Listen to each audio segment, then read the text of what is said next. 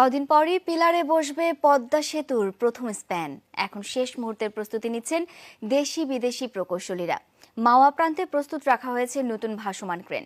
প্রকল্প পরিচালক জানালেন, এরই মধ্যে মূল সেতুর ৩২ ভাগ কাজ শেষ হয়েছে। নদী শাসনের অংশ হিসেবে প্রতিদিনই চলছে ড্রেজিং। পদ্মা সেতুর ডিসেম্বর মাসের অগ্রগতি নিয়ে তৌহিদ হোসেনের ধারাবাহিক প্রতিবেদনের আজ প্রথম পর্ব। ছবি তুলেছেন রেজওয়ান বাঁধন। কুয়াশায় সূর্যের দেখা মেলা ভার, কিন্তু তার বিন্দুমাত্র প্রভাব নেই কর্মযজ্ঞে।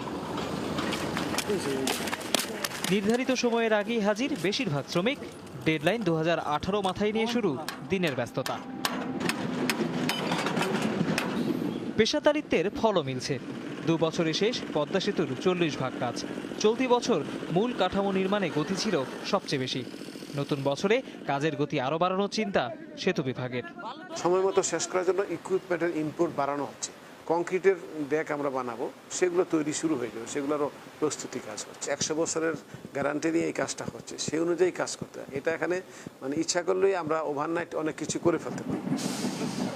মাওয়া প্রান্তে রাখা হয়েছে হলুদ আকৃতির বিশাল বাক্স। এগুলো স্টিল ট্রাস বা স্প্যান। চীনের সিংহদাও থেকে আনা বিভিন্ন যন্ত্রাংশ জোড়া দিয়ে তৈরি হয়েছে 4 তলা উঁচু এই কাঠামো। নদীতে বিভিন্ন আকৃতির এমন স্প্যান বসানো হবে 41টি। তার আগে 6 ধাপে চলেছে লোড টেস্ট। সবকিছু ঠিক থাকলে পিলারের ওপর এসব কাঠামো বসবে নতুন বছরের শুরুতেই। সাধারণ অর্থে বলা যায়, দোতলা পদ্মা সেতুর ঠিক একতলায় এই মুহূর্তে দাঁড়িয়ে আছি। অর্থাৎ এই অংশটি দিয়েই নদীর এপার থেকে ওপারে চলাচল করবে বিশাল আকৃতির সব ট্রেন। তার ঠিক ওপরে আরেকটি অংশে কংক্রিটের সড়কে চলবে সাধারণ যানবাহন। যে ত্রিমাত্রিক ছবির আদলে বাঙালি পদ্মা সেতুর স্বপ্ন দেখেছিল, ঠিক সেরকম ভাবেই ধীরে ধীরে বাস্তব রূপ নিচ্ছে স্বপ্নের সেতু। ছবির মতো সুন্দর সার্ভিস এরিয়ার নির্মাণ শেষ হয়েছে মাত্র কদিন। প্রতিটি ভবনের ডিজাইন এক, তাকে ঘিরে সবুজের আবেশ।